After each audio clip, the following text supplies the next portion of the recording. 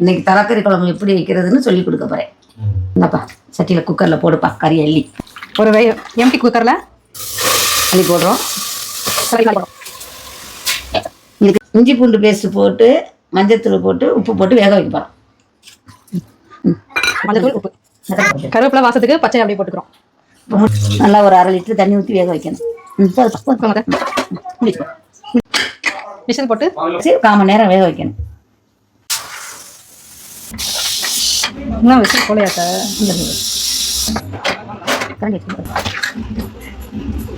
நல்லா கறி வந்துருச்சுலப்பா, சாப்பிட்டா இருக்குங்களா.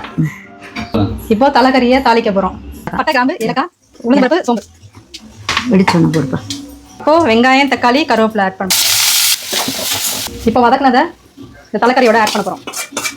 அடுத்து மல்லித்தூள் 2 ஸ்பூனுக்கு, ஆமாம், மிளகாத்தூள் 1 ஸ்பூன் ஆட் பண்ணுறோம். தேங்காய், சோம்பு, கசகசா 3 சேர்த்து அரைச்சி வச்சுக்கோ. அந்த பேஸ்ட் ஆட் பண்ணுறோம். தேங்காய், கசகசா, சோம்பு போட்ட பேஸ்ட் தான் இதுக்கு டேஸ்ட் கொடுக்குறது முக்கியம். அதை இப்போ என்னத்தை விசில் வச்சு வேக வைக்க போகிறோமா? இல்லை அப்படியே கொதி வைக்க போகிறோம்னு சொல்லி கறி இப்படியே கொஞ்சம் நேரம் கறி தக்காளி வெங்காயம்லாம் நல்லா சேர்ந்து வேகிறதுக்கு கொஞ்சம் நேரம் வேக வைக்கணும். அப்படியே தலைக்கறி குழம்பு ரெடி ஆயிடுச்சு. நான் இப்போ எங்கள் மாமியார்ட்ட கற்றுக்கிட்டேன். இதெல்லாம் சுந்தர் vlog ஃபாலோ பண்ணுங்க. ஃபாலோ பண்ணுங்க எல்லாரும்.